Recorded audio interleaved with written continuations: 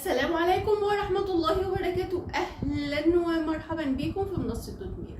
النهاردة إن شاء الله هننهي الجدل ما بين مدارس التمريض الخاصة بعد الإعدادية.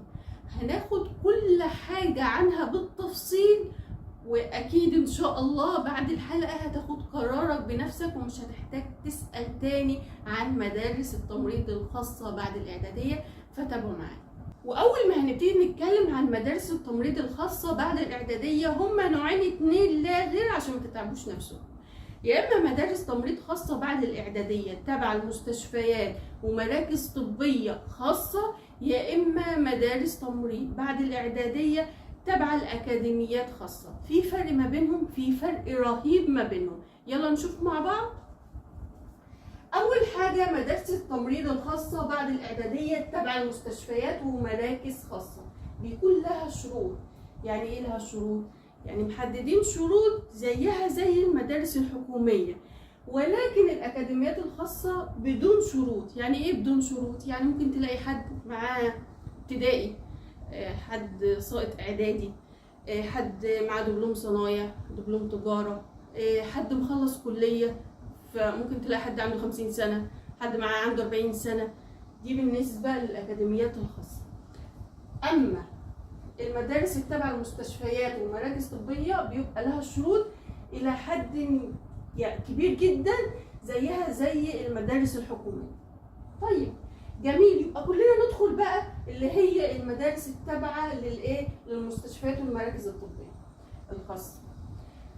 عيبها ايه؟ طبعا هي لها عيوب كتيرة. الاحتكار. يعني ايه احتكار؟ يعني مثلا مستشفى معينة خاصة فتحت باب تقديم، فتحت فصل او فصلين، هتعمل فصل او فصلين لمدرسة التمريض بعد الاعدادية. انت ما ينفعش تشتغل في مكان تاني الا المستشفى دي. ليه؟ تعالى بقى نعرف ليه.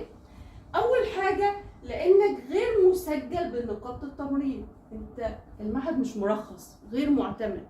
هو كده يعني ايه؟ انت في مستشفى خاصه عندها عجز في التمريض، ففتحت فصل او فصلين، وفعلا هياخدوا المنهج فعلا وهتشغلهم في المستشفى بتاعتها.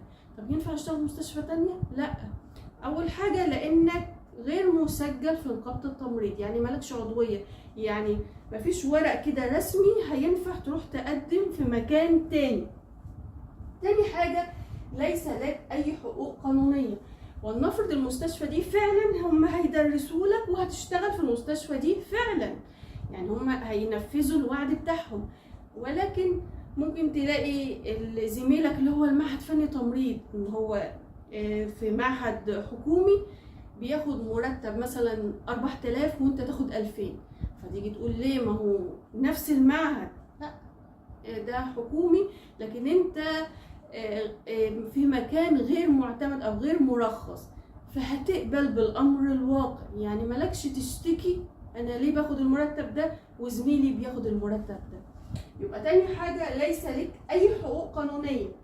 تالت حاجة فرصة العمل للخارج برضو مستحيلة. ما هي كلها بتلف حول محور واحد، ان ايه الورق اللي انت هتروح تقدم بيه؟ مفيش ورق. 4 تكليف المستشفيات الحكومية برضه مستحيلة. استحالة تشتغل في المستشفيات الحكومية لأن مفيش ورق برضه رسمي تقدم بيه. 5 تكملة الدراسة في كلية التمريض برضه مستحيلة. 6 تأجيل الجيش بالنسبة للذكور برضه مستحيلة لأن مش مكان مرخص أو معتمد. 7 اللي هي بقى الاحتكار. المستشفى دي فعلا هيدرسوا لكم المنهج وهتشتغل في المستشفى، ولكن انت نظام حكر، يعني انت خلاص اتعلمت عندنا فهتشتغل عندنا. ينفع اروح اي مكان تاني؟ لا، مش هينفع. طيب نيجي بقى للاكاديميات الخاصه اللي هي بدون شروط. بالاضافه لكل العيوب اللي احنا قلناها دي، ان الاكاديميات الخاصه مش تابعه المستشفيات والمراكز الطبيه خاصة، هي أكاديميات خاصة بنفسها، فأنت هتخلص مش هتلاقي شغل. يعني لو هنيجي نقارن ما بين الاتنين، ممكن هنا بعد ما تخلص هتشتغل في المكان اللي انت اتعلمت فيه، لكن في الأكاديميات الخاصة اللي هي بدون شروط انت هتخلص السنين بتاعتك دي، هي عموما بتبقى سنتين وفي الاخر مش هتشتغل. يعني حتى لو هتشتغل ممكن تشتغل في عيادة، تشتغل في مركز طبي، ونفس العيوب اللي هنا، بالاضافة ان ايه، مش هيحددوا لك او هيوفروا لك مكان للشغل.